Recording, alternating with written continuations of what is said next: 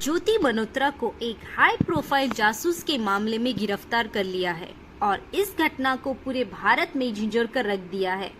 सारे लाखों करोड़ों लोग जो ज्योति को देखते थे मानो उनके पैरों तले जमीन खिसक गई हो और किसी को यकीन ही नहीं हुआ कि ज्योति ऐसा कर सकती है। अधिकारियों के मुताबिक ज्योति पर पाकिस्तान की खुफिया एजेंसी ISI को खुफिया जानकारी देने का आरोप लगाया है। बताते हैं उन्होंने इंडिया के डिफेंस सिस्टम की बहुत ही ज्यादा क्रूशियस और कॉन्फिडेंशियल इंफॉर्मेशन ISI के साथ शेयर किए और जानकारी शेयर करने के लिए उन्होंने व्हाट्सएप, टेलीग्राम और स्नैपचैट जैसे एंड स्क्रिप्टेड प्लेटफॉर्म का सहारा लिया है। अधिकारियों का यही दावा है कि इन्हीं प्लेटफॉर्म पर ज्योति मल्होत्रा के सारे ISI मेंबर को जानकारी उपलब्ध करा रही थी और ज्योति पकड़ी ना जाए इसीलिए था एक एजेंट कांटेक्ट जिसको उन्होंने जट रंधावन के नाम से सेव किया था।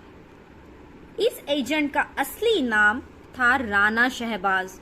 तो कहानी शुरू होती है 2023 से, जब ज्योति दिल्ली के पाकिस्तान हाई कमीशन गई पाकिस्तान के वीजा के लिए। यहाँ पर उनकी मुलाकात होती है SRU रहीम उर्फ दानिश से।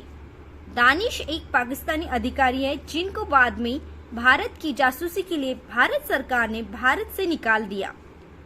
तो क्या दानिश वो इंसान है जो पाकिस्तान उन इंसान थे जो उनका हथियार बना? उन्होंने उनकी पाकिस्तान की ट्रिप्स लगवाई और जिन्होंने उनकी पाकिस्तान की ट्रिप्स लगवाई। अगर पाकिस्तान ट्रिप्स की बात करें तो ज्योति कम से कम 4 बार पाकिस्तान जा चुकी है। 4 बार तो सिर्फ लोगों को पता है क्योंकि उन्होंने उनके वीडियोस में देखा है। आगे की एजेंसियां अभी इकट्ठा कर रही है और इन यात्रियों में उनको ISI एजेंट जैसे अली एजाद, साकिम और राणा शहबाज से मुलाकात की, जिन्होंने उनके ठहरने का बंदोबस्त किया और कठिन दौर पर उन्हें सारी कॉन्फिडेंशियल जानकारी इकट्ठा की।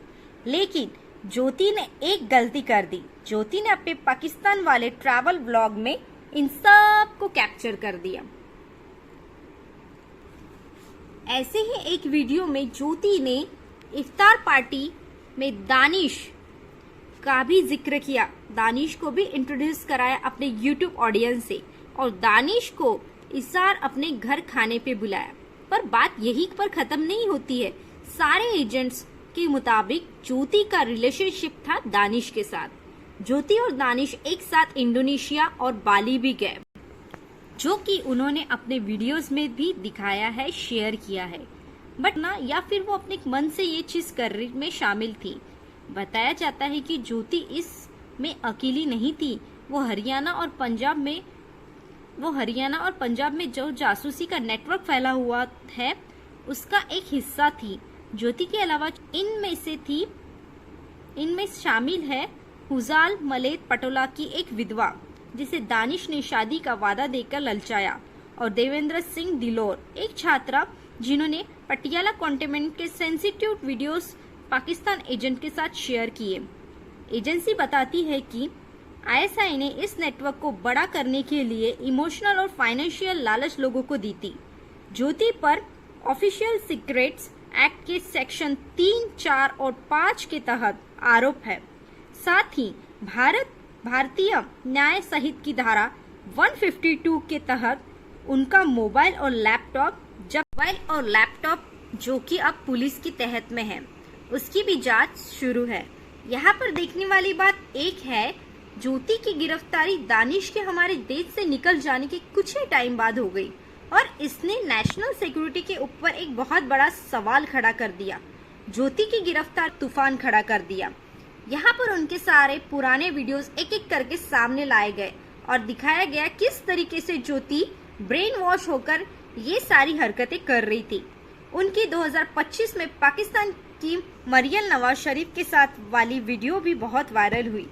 अब यहाँ पर उनके पिता हरीश मल्होत्रा ने उनका समर्थन किया और कहा ज्योति एकदम वैलिड तरीके से पाकिस्तान गई और उनका ये भी मानना है पाकिस्तान की संस्कृति की तारीफ करने वाले वीडियोस अब शक के गहरे में आ गए हैं। क्या ये दिल से था या उनके हैंग की छवि सुधारने का प्रयास था? ज्योति मल्होत्रा अपनी अगली कोर्ट की तारीख 22 मई 2025 का इंतजार कर रही है। क्या वो एक चतुर जासूस है या फिर छलावा का शिकार? उनके कामों से भारत की सुरक्षा को कितना नुकसान हुआ है, इसकी अभी जांच चल रही है। और ये भी माना जा रहा है सोशल मीडिया के दौर में जासूसी के खतरों के बारे में क्या बताता है। एक बात तो साफ है, कंटेंट क्रिएटर और जासूसी के बीच की ये लकीर धुंधली सी नहीं थी। इस पूरे कहानी ने ज्योति को, उनके सब्सक्राइबर और पूरे देश को हिला रखा है। आपकी इस बारे में क्या राय है, कमेंट में जरूर बताएं और आगे की जानकारी के लिए चैनल को सब्सक्राइब करना मत भूलिए। मिलते हैं नए वीडियो के साथ। जय हिंद।